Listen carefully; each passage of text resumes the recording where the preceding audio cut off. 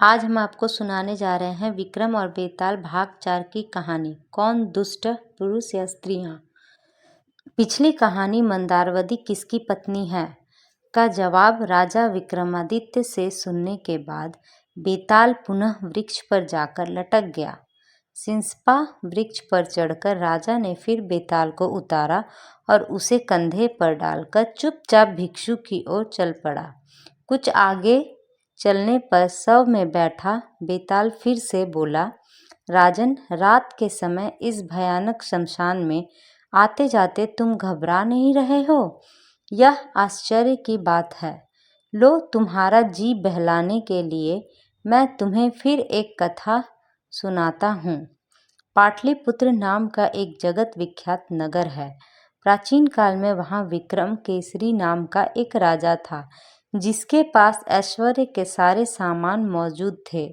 उसका खजाना बहुमूल्य रत्नों से सदैव ही भरा रहता था। उसके पास एक सूक तोता था, जिसके श्राप के कारण यह जन्म पाया था। वह तोता समस्त शास्त्रों का ज्ञाता और दिव्य ज्ञान से युक्त था। उस तोते का नाम था विद्युचूड़ामणि। उस तोते के परामर्श से राजा ने अपने समान कुल वाली मगध की राजकुमारी चंद्र प्रभा से विवाह किया। उस राजकुमारी के पास भी सोमिका नाम की एक वैसी ही सारिका मैना थी, जो समस्त विज्ञानों को जानने वाली थी। वे दोनों तोता मैना अपने बुद्धि बल से अपने स्वामियों की सेवा करते हुए वहाँ एक ही पिंजरे में रहते थे। एक दिन उत्कंठित होकर उस तोते ने मैना से कहा, सुबगे, तुम मेरे साथ एक सेज पर सो, एक आसन पर बैठो, एक साथ भोजन करो और हमेशा के लिए मेरी ही हो जाओ। मैना बोली, मैं पुरुष जाति का संसर्ग नहीं चाहती, क्योंकि वे दुष्ट और कृतघ्न होते हैं। मैना की बात सुनकर तोता बहुत आहत हुआ। उसने स्वाभिमान को ठेस पहुंची। वह बोला, तुम्हारा यह कथन बिल्कुल मिथ्या है मैना। पुरुष दुष्ट नहीं होते, दुष्टा तो स्त्रियां होती हैं, और वे क्रूर हृदय वाली भी होती हैं। तोते की बात पर दोनों में झगड़ा पैदा हो गया कि कौन दुष्ट है। तब उन दोनों ने शर्त लगाई कि यदि मैना झूठी हो तो वह तोते से विवाह कर लेगी, और यदि तोते की बात गलत निकले तो वह मैना का दास बन जाएगा। निर्णय के लिए वे दोनों राजसभा में बैठे हुए राजपुत्र के पास गए। अपने पिता के न्यायालय में बैठे हुए राजपुत्र ने जब उन दोनों के झगड़े का वृतांत सुना कि कौन दुष्ट है, तब उसके मैना से कहा, सारिका, पहले तुम यह बतलाओ कि पुरुष किस प्रकार कृतघ्न होते हैं। मैना ने कहा, सुनिए। अपने पक्ष की पुष्टि के लिए उसने पुरुषों का दोष सिद्ध करने वाली यह कथा सुनाई। इस धरती पर कामांदिका नाम की एक बहुत बड़ी नगरी है। वहाँ अर्थदत्त नाम का एक बहुत धनी व्यापारी रहता था। व्यापारी के यहाँ एक पुत्र ने जन्म लिया तो व्यापारी ने उसका नाम धनदत्त रखा। पिता की मृत्यु के बाद धनदत्त बहुत उच्छृंखल हो गया। वह बुरे लोगों की संगति में उठने बैठने लगा। उसके कुछ धूर्त मित्रों ने उसे जुआ आदि दुर्व्यसनों में डाल दिया। थोड़े ही दिनों में इन व्यसनों के चलते धनदत्त का सारा धन जाता रहा। लज्जावश स्वदेश छोड़कर विदेश भ्रमण हेतु चल दिया। चलते चलते वह नंदनपुर नाम के एक गांव में पहुंचा। वहां भोजन के निमित्त उसने एक व्यापारी के घर में प्रवेश किया। व्यापारी ने धनदत्त को कुलीन परिवार का समझकर उसका कुल आदि पूछा और फिर आदर सहित अपने घर में ठहरा लिया। वह व्यापारी धनदत्त के व्यवहार से इतना खुश हुआ कि उसने रत्नावती नाम की अपनी कन्या भी उसे ब्याह दी और दहेज में ढेर सारा धन भी दे दिया। तब वह धनदत्त वहीं अपने ससुर के घर में रहने लगा। कुछ समय बीतने पर सुख के कारण वह अपनी पिछली दुर्गति भूल गया। धन मिल जाने से वह फिर व्यसनों में फंस गया और स्वदेश जाने के लिए उद्यत हो गया। रत्नावली अपने माता पिता की इकलौती संतान थी अतः वह व्यापारी उसे अपने पास से दूर नहीं जाने देना चाहता था। इसलिए उस दुष्ट ने बड़ी कठिनाई से किसी तरह उसे अनुमति देने के लिए विवश कर दिया। अनंतर एक वृद्धा के साथ गहनों से अलंकृत अपनी स्त्री को लेकर वह उस देश में चल पड़ा। चलते चलते वे बहुत दूर तक जंगल में जा पहुँचे।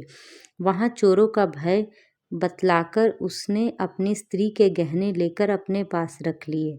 धन के लोभ में उस पापी ने अपनी गुणवती स्त्री और उस वृद्धा को एक खंदक में धकेल दिया।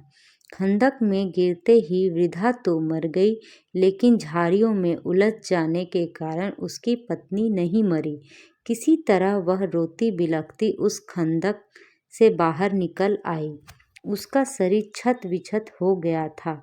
जगह जगह राह पूछती वह बड़ी कठिनाई से अपने पिता के घर पहुंच पाई। अचानक इस रूप में उसके लौट आने पर उसके माता पिता सकते में आ गए। उन्होंने कारण पूछा तो रोते रोते उसने कहा, पिताजी, डाकुओं ने हमें मार्ग में लूट लिया। वे मेरे पति को बांधकर ले गए।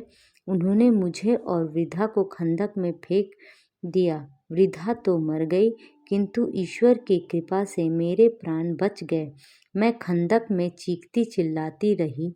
देव योग से एक पथिक ने मेरी आवाज़ सुन ली और मुझ पर कृपा करके मुझे खंदक से बाहर निकाला।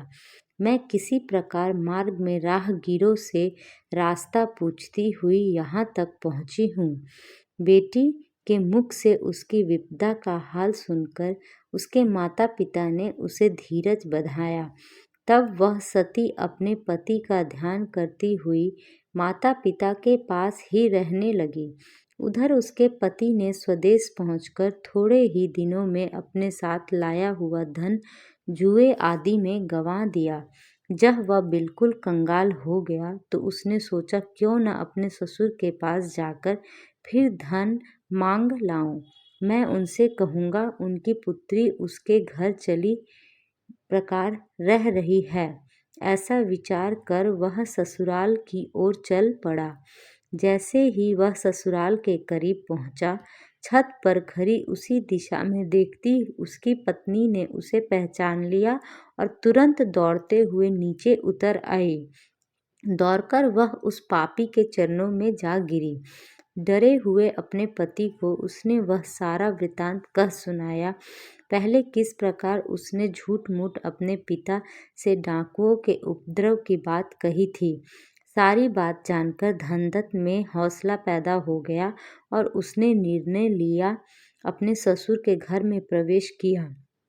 उसके ससुर ने प्रसन्नतापूर्वक अपने दामाद का स्वागत सत्कार किया, इस प्रसन्नता में कि उसका दामाद डाकुओं की गिरफ्त से जीवित बच आया है। उसने अपने मित्रों और संबंधियों को बुलाकर महोत्सव मनाया। तत्पश्चात दत्त वहाँ अपनी पत्नी सहित अपने ससुर के धन पर फिर से मौज करने लगा। इतनी कथा सुनकर मैना ने आगे का वृतांत कहा। हे राजन, साफ है कि कौन दुष्ट है। एक बार रात के समय उस नृशंस ने जो कुछ किया वह यद्यपि कहने के योग्य नहीं है, किंतु फिर भी कथा के प्रसंग में कहना पड़ रहा है। उस दुष्ट ने अपनी गोद में सोई हुई पत्नी की हत्या कर दी और उसके सारे गहने लेकर चुपचाप अपने देश की ओर चल गया। जब मैना ने आक्षेप लगाया कि पुरुष ऐसे पापी होते हैं, तो राजपुत्र ने तोते से कहा, हे शुक, सारिका अपनी बात कह चुकी है। प्रत्युत्तर में तुम्हें जो भी कहना है कहो। तब तोते ने उन्हें यह कथा सुनाई। तोता बोला, हे देव, स्त्रियां भयानक साहस वाली, दुष्चरित्रा और पापिनी होती है। इस संदर्भ में आप यह कथा सुनिए। इससे स्पष्ट हो जाएगा कि कौन दुष्ट है। हर्षवती नाम की एक नगरी में एक धनवान बनिया रहता था। वासुदत्ता नाम की उसकी एक कन्या थी जो अत्यंत सुंदर थी। बनिया उसे अपने प्राणों से भी अधिक प्यार करता था। उसने अपनी उस कन्या का विवाह समुद्रदत्त नाम के एक सजातीय युवक के साथ कर दिया, जो सज्जनों के निवास स्थान ताम्रलिपि में रहता था। समुद्रदत्त सज्जन था। वह वासुदत्ता के समान ही रूप यौवन वाला था। सुंदर स्त्रियां उसकी ओर इस तरह टकटकी लगाए देखती थी जैसे चंद्रमा को चकोर देखता है। एक बार जब वासुदत्ता का पति अपने देश में था और वह अपने पिता के घर थी, तो उसने दूर से एक पुरुष को देखा।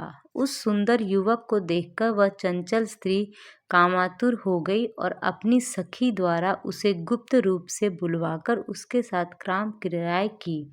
उसके बाद भी वह उससे गुप्त रूप से अनेकों बार मिली। उसकी उस सखी के अलावा किसी और को उसकी करतूतों का पता न चला। एक दिन उसका पति अपने देश से वापस लौटा तो उसके सास ससुर ने उसका बहुत आदर सत्कार किया और उसे उचित मान सम्मान दिया। अपनी इकलौती संतान वासुदत्ता का पति होने के कारण उनके लिए वह सबसे प्रिय व्यक्ति था। वह सारा दिन उत्सव उल्लास में बीता। रात में वासुदत्ता की माता ने अपनी बेटी को सजा संवार कर उसके पति के शयन कक्ष में भेजा, किंतु एक ही सेज पर सोकर भी वह अपने पति के प्रति अनुरक्त न हुई। दूसरे पुरुष में मन लगा रहने के कारण पति के आग्रह करने पर भी वह नींद आने का बहाना किए पड़ी रही। तब राह की थकावट और मदिरा की नशे से चूर उसके पति को जल्द ही नींद आ गई। धीरे धीरे घर के सब लोग सो गए, किंतु करवट लिए वासुदत्ता जागती हुई अपने प्रेमी के विचारों में खोई रही। तभी एक चोर उसके महल में दाखिल हुआ और वासुदत्ता को जागता हुआ महसूस कर एक अंधेरे कोने में सिमटकर खड़ा हो गया। वासुदत्ता अपने प्रेमी से मिलने को बेचैन हो रही थी। उसने अपने प्रेमी से दिन में ही यह मालूम कर लिया था कि रात के समय उन्हें कहाँ मिलना है, अतः वह चुपचाप उठी और खूब गहने पहनकर सज संवरकर अपने प्रेमी से मिलने महल से निकल पड़ी। यह देखकर उस चोर को बहुत आश्चर्य हुआ। उसने सोचा कि जिन गहनों की चोरी करने मैं यहाँ आया हूँ, वह गहने तो यह स्त्री पहनकर बाहर जा रही है, अतः इसका पीछा करके यह तो देखूं कि यह कहाँ जा रही है। रास्ते में ही इसके गहने भी लूट लूंगा। यही सोचकर वह चोर भी चुपचाप उस वणिक पुत्री पर नजर रखता हुआ छिपकर उसके पीछे पीछे चलने लगा। कुछ दूर जाने पर चोर ने देखा कि वणिक पुत्री की एक सखी उसके लिए कुछ फूल और मालाएं लिए एक उद्यान में घुस गई, जहां उसके प्रेमी ने उससे मिलने का वचन दे रखा था। वासुदत्ता जब प्रेमी द्वारा बताए मिलन स्थल पर पहुंची तो उसने अपने प्रेमी को एक वृक्ष पर मृत अवस्था में लटकता हुआ देखा। हुआ यूं था कि जब वह युवक चोरी छिपे उद्यान में प्रवेश कर रहा था तो नगर रक्षकों ने उसे कोई चोर समझा और उसे पीट पीट कर मार डाला। फिर उसी उद्यान में उसके गले में फांसी का फंदा डालकर उसे वृक्ष से लटका दिया। अपने प्रेमी को इस अवस्था में देखकर वासुदत्ता स्तब्ध रह गई। वह विह्वल और उद्भ्रांत होकर चीख पड़ी, हाय मैं मारी गई। तदुपरांत वह भूमि पर गिरकर करुण स्वर में विलाप करने लगी। जब वह कुछ चैतन्य हुई तो उसने अपने प्रेमी को वृक्ष से उतारकर भूमि पर रखा और उसे फूलों से सजाया। प्रीति और शोक से उसका हृदय विवेक शून्य हो गया था। उसने उस निष्प्राण शरीर का आलिंगन किया और उसका मुख ऊपर उठाकर वह ज्यों ही उसका चुंबन करने लगी, त्यों इसके प्रेमी ने उस जिसके शरीर में बेताल प्रविष्ट हो गया था, अचानक अपने दांतों से उसकी नाक काट ली। पीड़ा से तिलमिलाकर वासुदत्ता तुरंत उससे दूर हट गई, लेकिन इस विचार से कि कहीं वह जीवित तो नहीं है, वह अभागिनी फिर से आकर उसे देखने लगी। जब उसने देखा कि उसके शरीर से बेताल चला गया है और वह निश्चेष्ट तथा मत्त है, तब वह डर गई। वह हारी सी रोती हुई धीरे धीरे महल की ओर लौट पड़ी। उस चोर ने छिपकर यह सारी बातें देखी। उसने सोचा, इस पापिनी ने यह क्या किया। अरे स्त्रियां का हृदय तो बहुत भयानक, घने अंधेरे से भरा अंधे कुएं के समान और बड़ा गहरा होता है। चलूं देखूं वह अब क्या करेगी। ऐसा सोचकर कौतूहल के कारण वह दूर से ही फिर उसका पीछा करने लगा। वणिक पुत्री अपनी उस कोठरी में पहुंची जहां उसका पति सोया पड़ा था। तब वह जोर जोर से रोती हुई चिल्लाने लगी, बचाओ बचाओ, पति के रूप में इस दुष्ट ने मेरी नाक काट ली है। इस तरह बार बार उसका रोना चिल्लाना सुनकर उसके कुटुंबीजन और माता पिता सभी घबराए हुए जाकर उनके शयन कक्ष में पहुंचे। वहां पहुंचकर जब उसके पिता ने देखा कि वासुदत्ता की नाक कटी हुई है और उसकी नाक से रक्त बह रहा है, तब उसके पिता ने क्रोध में आकर अपने जमाता को भार्याद्रोही जानकर रस्सी से बांध दिया। वासुदत्ता की बातें सुनकर उसका पिता तथा अन्य सभी लोग समुद्रदत्त के प्रतिकूल हो गए थे, अतः बांधे जाने पर भी उसने गूंगे की तरह कुछ न कहा। इसी हो हल्ले में धीरे धीरे रात बीत गई। तब सब कुछ जानता हुआ भी वह चोर चुपके से वहां से चला गया। समुद्रदत्त का ससुर वह बनिया उसे तथा कटी नाक वाली अपनी बेटी को लेकर राजा के दरबार में पहुंचा। सारा वृतांत सुनने के बाद राजा ने समुद्रदत्त को दोषी मानते हुए उसे प्राण दंड की आज्ञा दे दी। अनंतर जब बांधकर उसे वध स्थल की ओर ले जाया जा रहा था, तब वह चोर राजा के आदमियों के पास आकर बोला, हे अधिकारियों, अकारण ही इस व्यक्ति को प्राणदंड नहीं देना चाहिए। यह निर्दोष है, सारी बातें मैं जानता हूँ। तुम लोग मुझे राजा के पास ले चलो, जिससे मैं उन्हें सारा वृतांत कह सकूं। उसके ऐसा कहने पर कर्मचारी उसे राजा के पास ले गए। वहां अभय दान मांगकर उस चोर ने आरंभ से उस रात की सारी बातें राजा को कह सुनाई। उसने राजा से कहा, महाराज, यदि आपको मेरी बातों पर विश्वास न हो तो सत्य की स्वयं ही जांच करवाए। इसकी कटी हुई नाक अब भी उस शव के मुंह में है। यह सुनकर राजा ने देखने के लिए अपने अनुचरों को उद्यान में भेजा और जब सच्चाई मालूम हुई तो उसने समुद्रदत्त को रिहा कर दिया। राजा ने उस दुष्टा पत्नी के कान भी कटवा दिए और उसे देश निकाला दे दिया। उसने अपने ससुर की सारी धन संपत्ति भी जब्त करवा ली। इतना ही नहीं, उस चोर पर प्रसन्न होकर उसे नगर का अध्यक्ष भी नियुक्त कर दिया। इतनी कथा सुनकर तोते ने राजा से कहा, हे राजन, इस कहानी से स्पष्ट है कि कौन दुष्ट होता है। इस संसार में स्त्रियां ऐसी दुष्ट और स्वभाव से विषम होती है। इतना कहते ही उस तोते पर से इंद्र का शाप जाता रहा और वह चित्ररथ नाम का गंधर्व बनकर दिव्य शरीर धारण कर स्वर्ग को चला गया। उसी तरह तत्काल ही मैना का भी श्राप दूर हो गया और वह भी तिलोत्तमा नाम की अप्सरा बन सहसा ही स्वर्ग चली गई। यह कथा सुनकर बेताल ने राजा विक्रमादित्य से पूछा, राजन, तोता मैना के अपने अपने आक्षेपों का निराकरण हो गया था। अब तुम बताओ कि स्त्रियां निंदित होती हैं अथवा पुरुष, दोनों में कौन दुष्ट है। जानते हुए भी यदि तुम कुछ नहीं बताओगे तो तुम्हारा मस्तक टुकड़े टुकड़े हो जाएगा। कंधे पर बैठे हुए बेताल की बातें सुनकर राजा ने कहा, हे बेताल, तुम्हारा प्रश्न है कि कौन दुष्ट होता है। निंदित तो स्त्रियां ही होती हैं। पुरुष शायद ही कोई कभी और कहीं वैसा दुराचारी होता है, लेकिन ज़्यादातर स्त्रियां प्रायः सभी जगह और सदा ही वैसी ही होती हैं। राजा के बताते ही कि कौन दुष्ट है, बेताल पहले की तरह फिर उसके कंधे से गायब हो गया। राजा भी उसे वापस लाने के लिए फिर से उसी वृक्ष की ओर चल पड़ा। राजा विक्रमादित्य बेताल को लाने के लिए पुनः सिंसपा वृक्ष के नीचे पहुंच गया। उसने बेताल को उतारकर अपने कंधे पर डाला और चलना शुरू किया। बेताल ने राजा विक्रम को फिर से यह कहानी सुनानी शुरू की, बड़ा वीर कौन।